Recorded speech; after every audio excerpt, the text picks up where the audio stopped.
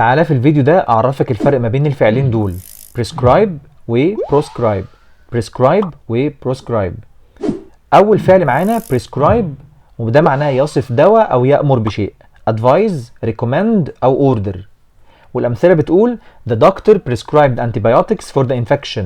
the doctor prescribed antibiotics for the infection يعني وصف الطبيب مضادات حيويه للعدوى او للمرض.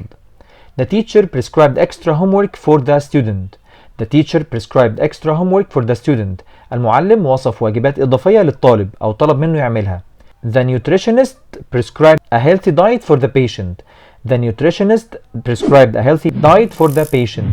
يعني أخصائي التغذية أوصى بنظام غذائي صحي للمريض. أما الفعل التاني معايا proscribe. proscribe وده معناه يحرم أو يمنع.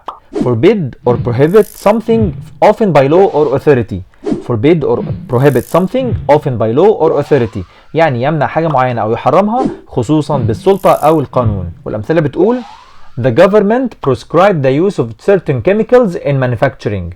The government prescribed the use of certain chemicals in manufacturing. The government prescribed the use of certain chemicals in manufacturing يعني حظرت الحكومة استخدام بعض المواد الكيميائية في التصنيع.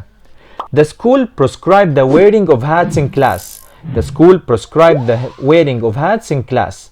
The school prescribed the wearing of hats in class. حظرت المدرسة ارتداء القبعات في الفصل. The company prescribed the use of social media during work hours.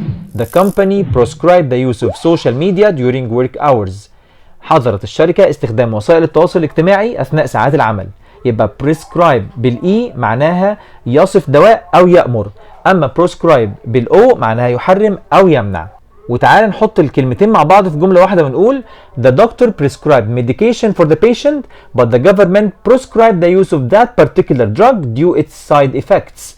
The doctor prescribed medication for the patient but the government prescribed the use of that particular drug due to its side effects. يعني وصف الطبيب دواء للمريض ولكن الحكومة حظرت استخدام ذلك الدواء خصوصا بسبب آثاره الجانبية.